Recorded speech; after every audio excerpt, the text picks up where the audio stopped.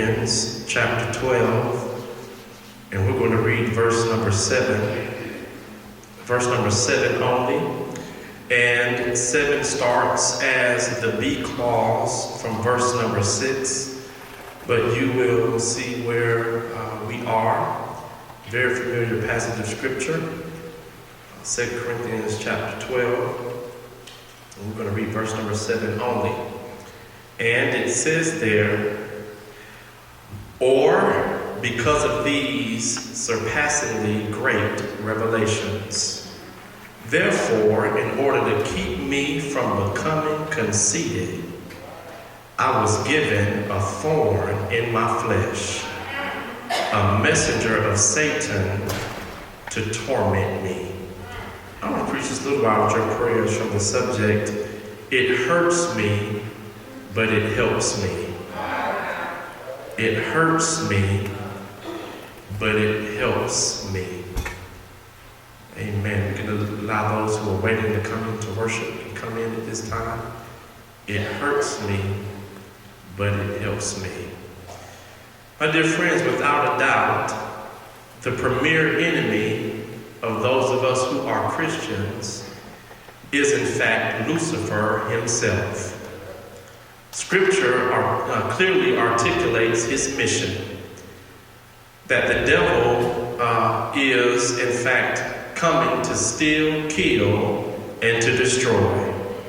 Satan is the premier enemy of the redeemed. Yet, the further we move from that period which was called antiquity to the period which we now call modernity, it is clear now that the more educated, the more illuminated, and the more rational our minds are, we have now begun to discredit, deny, and denounce the very existence of Satan. It is clear now that for some strange reason that the more educated we become, the less significance and the less belief we give to the demonic and the satanic realm. It's unfortunate that 70% of Americans declare in some belief in God, but less than 40% declare that they believe in the demonic or the satanic realm. My dear friends, some of us have come to this place in this new age where we are so busy thinking about positive thoughts and positive things that we forget that there is in fact a negative entity that is out to destroy us and to kill us. Many people feel that Satan is some fictitious mythological character perpetrated by gullible people, and that he's only some abstract metaphysical ambiguity. And if you really have some sense, if you really have some enlightenment, if you really have some intellect, then you really shouldn't believe in anything that is satanic.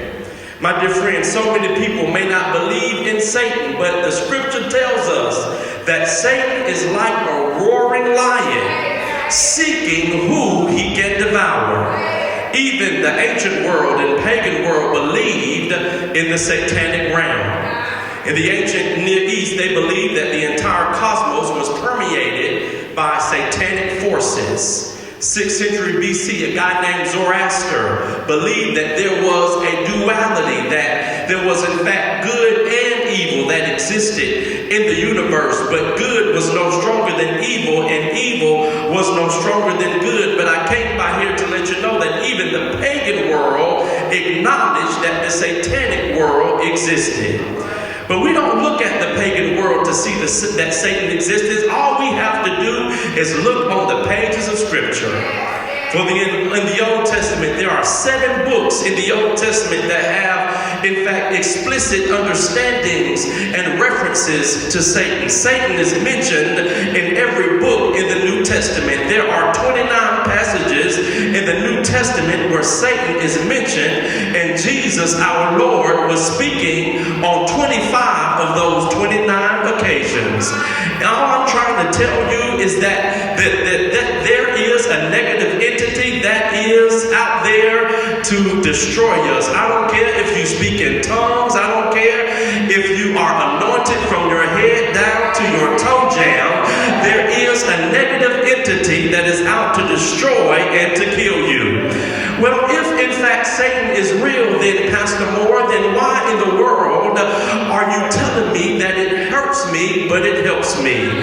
I want you to understand that in spite of the very existence of Satan, I want to share with you that through the sovereignty of God, that there are times in our lives when Satan tries to take us out, when he thought that what he was going to do was to kill us and destroy us. I'm here to tell you that God, through God's sovereignty, can take the fierce attack of Satan and the enemy, and when Satan thought he was going to destroy you, God can make the devil back up and use what the enemy meant to destroy you to develop you.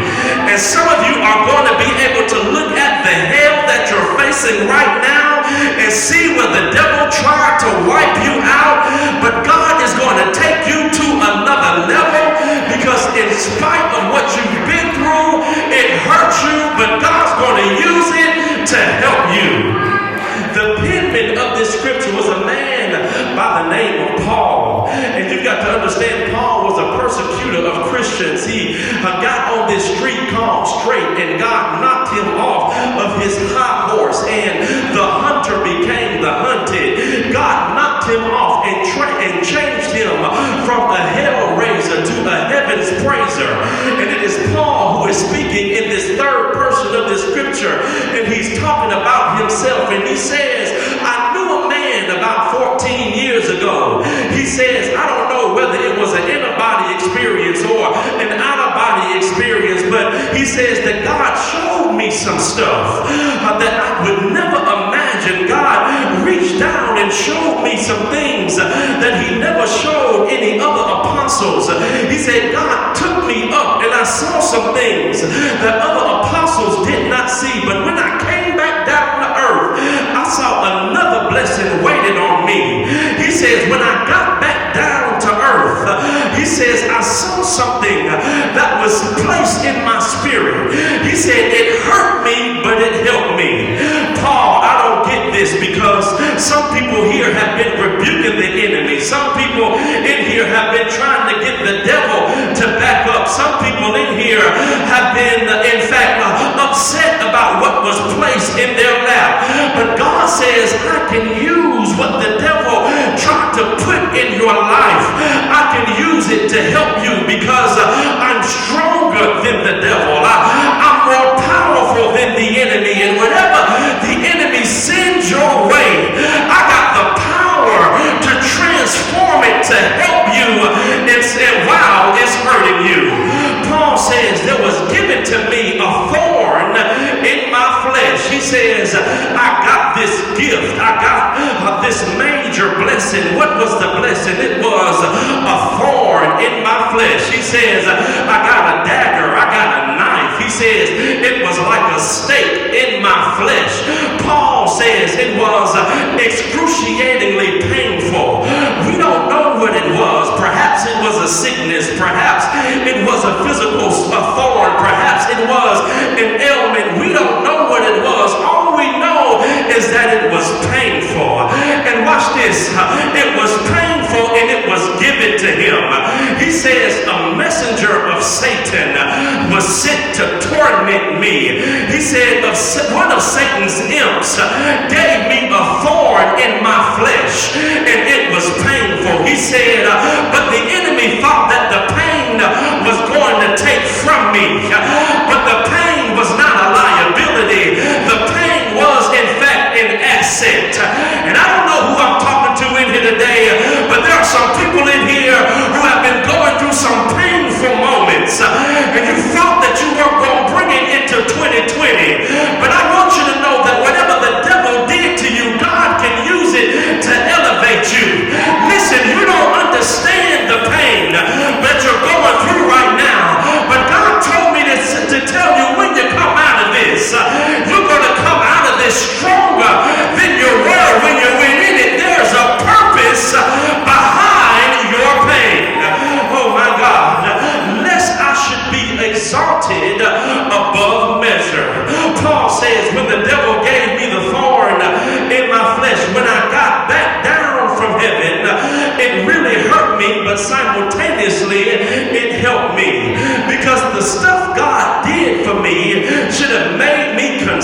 needed.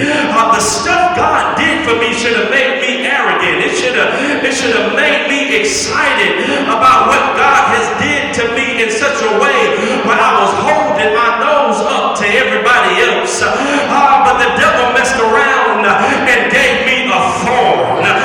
Because if he wouldn't have given me this thorn in my side, I would have been caught up in pride. But because he gave me this thorn, he brought me down to the level where I can understand who I really am. And you do know that pride comes before the fall. So if the devil would have just left me alone, if he wouldn't have bothered me, I would have been stuck up. I would have been arrogant. I would have been walking around like I just drank some prune juice. But because I had this thorn in my flesh, I realized that I wouldn't be exalted above measure. Some of you, the greatest thing that ever happened to you, oh my God, was that you lost that job. Because if you would have kept it when you had that job, you stopped coming to church.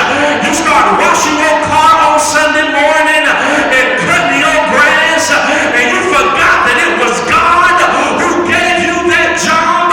So God had to remove that from your life so that you realize that you ain't all of that in a bag of chips. But because you lost your job, your portfolio now looks like a dead man's EKG. Now people can talk to you. Now people can reason with you. Because sometimes God has to send pain in your life so that God can humble you down to who you really are. You used to come to church every Sunday. You used to sing in the choir. You used to read your word. It was nobody but you and Jesus. But you messed around and met Junebug in the mall. And when you met Junebug in the mall, you stopped coming to church, stopped giving your tithe, and now you got Junebug. But now that Junebug left you, now you're in church, now you're paying your tithe, now you're giving God the glory, and now you can say, I can do bad all by myself. But God had to send something in your life so that you can realize that as long as I got King Jesus, I don't need nobody else. Sometimes God has to send something in your life to hurt you, but it's going to help you. Paul says, for this thing I spoke to the Lord. I said, God, 3 times. I said, God, remove this from me. He said, this thorn is hurting me. The devil thought that when he gave me this thorn that I was going to go to happy hour. The devil thought that when he gave me this thorn that I was in fact going to get Hennessy, Patron, and Johnny Walker Red. The devil thought that he was going to run me away from church. He says, as soon as I got this thorn, I went to the Lord. Oh my God, I ain't preaching to nobody in here. He says, as soon as I got the thorn, I prayed to God 3 times. In other words, when the devil started messing with me, I started praying. Sometimes, watch this, sometimes the thorn room will lead you to the throne room. Because since you've been where you are, you've been able to talk to God about whatever you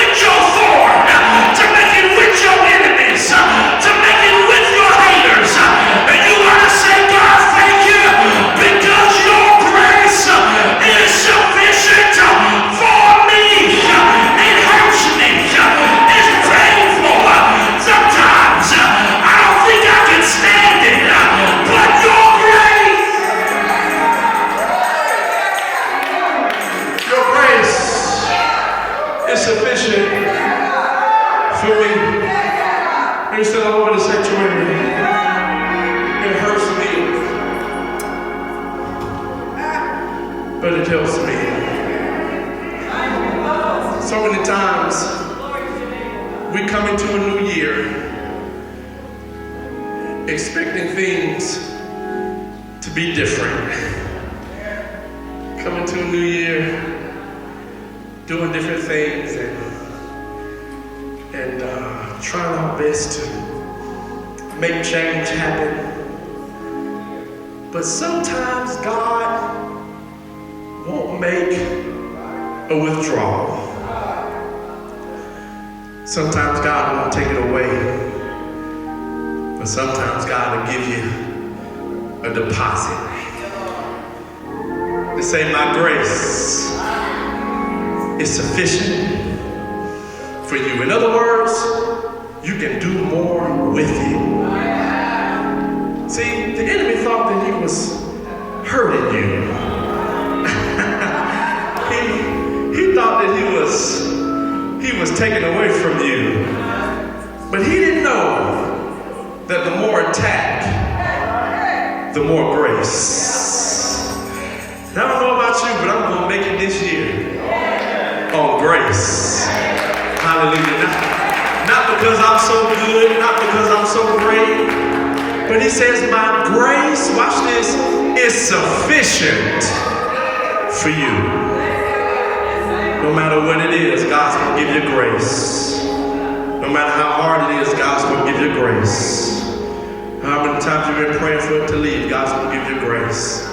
Listen, let me tell you something. Listen now, it is no accident. I don't know if we got to hurry, but I'm going to say this and I'm done. It is no accident that we started the year in warfare. We started the year in warfare. And as it is in the physical, so it is in the spiritual.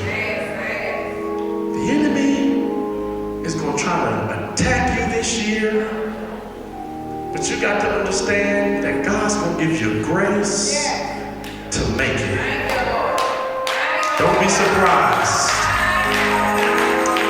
Don't be surprised by the attack, but thank God for the grace.